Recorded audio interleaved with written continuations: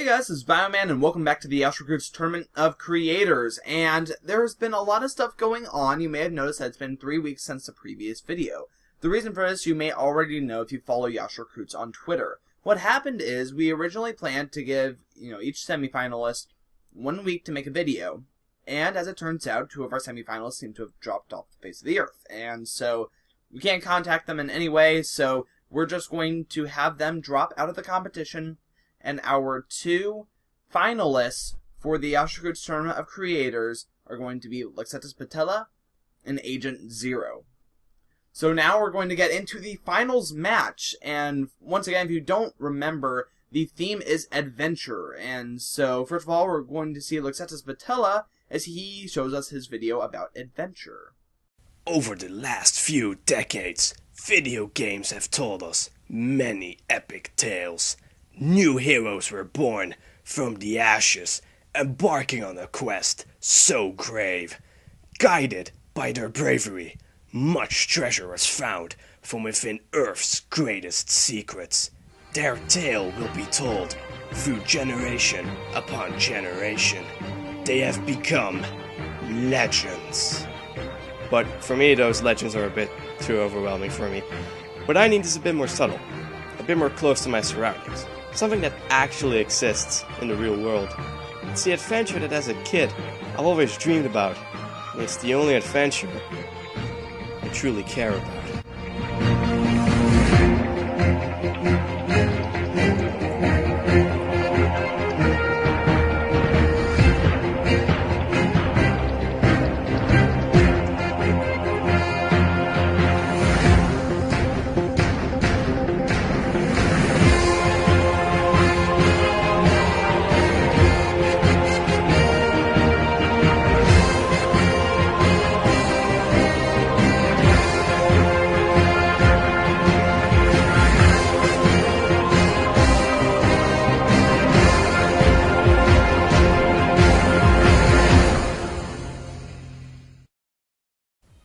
Located on the west of France, the tale follows as a treasure of gold is hidden within the fort. The old wise man, Père Fouras, is your only aid. This is no place for cowards, as there are snakes, spiders, bats, and tigers all around the fort. Only the smartest and athletic people will be able to retrieve all 7 keys to unlock the gate towards the treasure. Now, to be frankly honest, this tale of the treasure is actually a load of bullcrap. It's actually taken from a game show that goes on within the fort. But as a kid, I always wanted to go inside, and I almost did. My mom actually tried to take us, but the closest we could ever get was by sailing pretty close to it. That wasn't good enough for me, so I was glad there was an alternative. A video game about Fort Boyard. An all-action adventure game based on the hit TV series. That's what it says. Little Lux was overjoyed. But right from the start, it's already something different. This is a much darker tale. The game tells the story of a man whose fiancée is being kidnapped.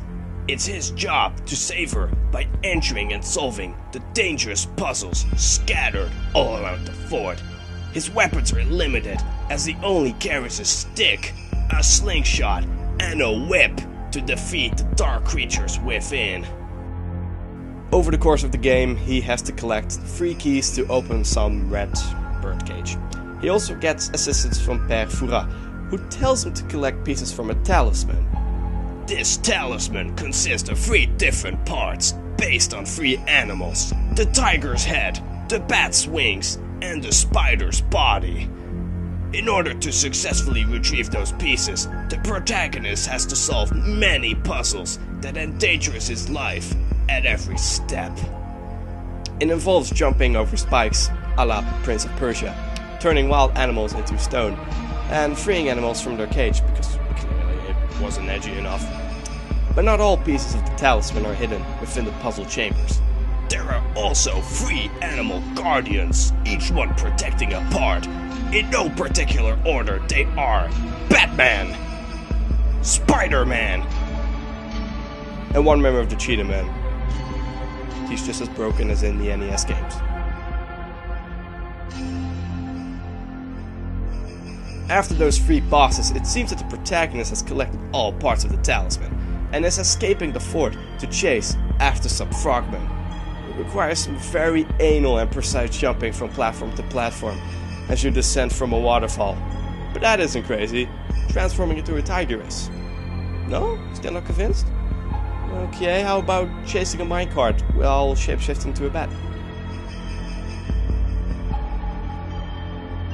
Or would you prefer being a spider crawling in tunnels with flamethrowers?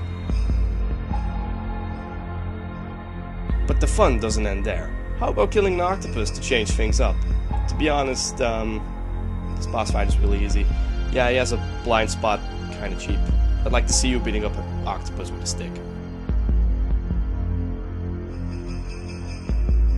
But now, after conquering many dangerous traps and having mastered the skills of shapeshifting, the protagonist goes face to face against Eric, who can spawn ice tigers and occasionally shapeshift into a couple of spiders. Okay, seriously, why would you shapeshift into something you can just tread on? You kill him, you save your fiancé, and shit blows up. The end. No treasure. Maybe a little booty, but nothing else. Weak sauce. Still want to be in that show though. Even the ending of that show kept you excited to go on an adventure and expand your limits. As they would say it, toujours plus loin, toujours plus haut, toujours plus fort. Alright, and that was Luxatus Patella, and if you want to vote for him, information for how to do that will be at the end of this video. But for now, it is time for Agent Zero as he talks about adventure.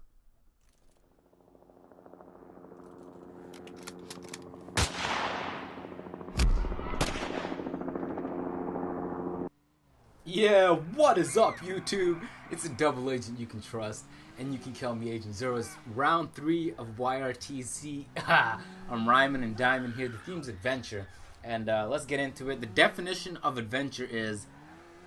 No, I'm not going to go there. I actually have a story for you guys of when I was a little child, when I was a little baby agent, and when bigger agents actually intimidated me. So it's somewhat an ironic story, but let's get into it. So backstory before we get into it. My brother learned how to make amazing paper airplanes. Like, they were darts. Like, it was so accurate, and it was so smooth, and it went so fast, and that's what you need to know. So he made me one paper airplane, and I didn't want to lose it. That was like my favorite paper airplane. When you're a little kid, I was like 7 or 8, you love paper airplanes, you make them all the time. But when you can get the perfect paper airplane, you make sure like the front of it doesn't get like damaged. Like, you take care of that damn paper airplane, right? So I cared about my paper airplane. We were at a mall in downtown Toronto, and at the mall there was nobody there. There was like literally a nice 20 people I could have spotted, and there was a bottom floor, there was a basement. So I threw my paper airplane because I'm retarded. My mom told me not to do anything with it, but I'm like, I'm not going to lose the paper airplane, Mom. I love the paper airplane. So I threw it, and it went through like 15 different objects, and then it finally landed inside of a Tim Hortons. If you guys don't know what that is, it's a Canadian version of Starbucks. If you guys don't know what Starbucks is, it's like a coffee shop. It's not really coffee. It's like everything, but it started off as, you know what I mean. You guys know Starbucks. If you don't, then just give up. But I threw the paper airplane, and it landed in Tim Hortons, and it was in the middle of the floor, and so there was a counter blocking me from getting inside, and the door was locked.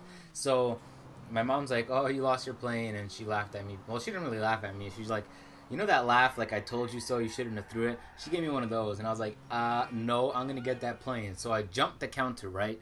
And this faint siren started to sound. It went like dee-doo-dee-doo-dee, and only I can hear it because I'm the closest to it. And my parents are just like walking around this empty mall for whatever reason, and they're not doing anything, but they can't hear it. So I get my paper airplane. I'm like, hey, now I have to hop this counter again. But I reminded myself that I'm in the middle of Tim Hortons. I could take whatever I want. So I looked around for a bit, and then I was like, yo, this looks pretty good. I could work at Tim Hortons one day. And that's an odd dream to give yourself, to work at a, I guess it's not fast food, but a coffee shop for a living. But yeah, I was 7, so any job seemed cool at the time. Anyways, so once I started looking around, it was like a minute. I didn't really take anything. I didn't take anything at all, actually. and then a loud siren started to sound, and I didn't know what to do.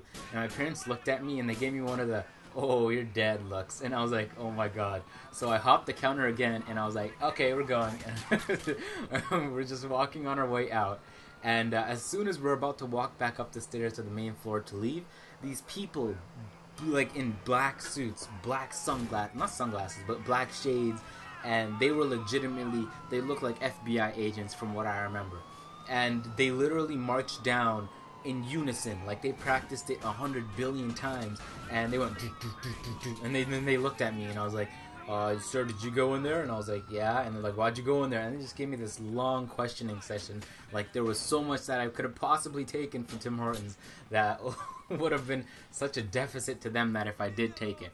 Anyways, it's sort of ironic because I'm supposed to be the damn agent here, and it was scary. Like, I wasn't even scared of them. I was scared of what the hell would happen when I came home. My parents would like ground me forever, literally take away my, I had a GameCube at the time, forever, and I would be the most boring little child on planet Earth. So I was worried about that. I didn't think the police were going to do anything to me when I was 7, especially because I just went in there for a paper airplane. But they warned me, they're like, "Never do it again," and they gave me that whole speech. And I was scared like mad. And then right when I think my mom's going to like give me all these consequences for being a retard, she actually went and said, "I told you shouldn't have done that," and she laughed at me. And then she went ahead and told my dad that story because he wasn't there. So it was a terrifying experience for me.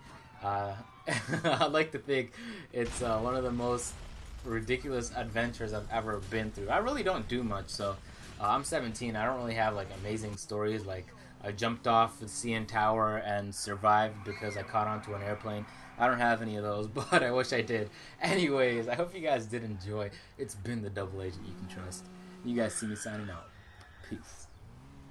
Alright, and that was Agent Zero. So those are our 2 finalists for the Yeousch Recruits Tournament of Creators. Keep in mind, these 2 are competing for the chance to have 1 week for Yeousch Recruits to do whatever the heck they want. Whatever they want to post, it will be auto-approved as long as it is not illegal and follows YouTube and Yeousch's terms of service.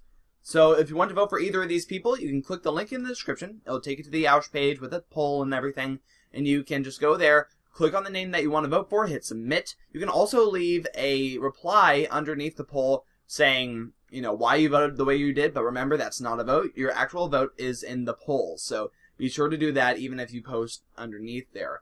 So keep in mind, you know, they're going for a pretty big prize here. This is the finals, so be sure to vote. Be sure to vote for whichever you think had higher production value, you know, whichever one had higher entertainment value, and which one followed the theme the best. So get ready, I guess. We're going to see, after 1 week, we're going to see who wins and who gets the title of YRTC champion. So I want to thank you all very much for watching. Get to voting. My name is Brian Man, and I will see you all next time.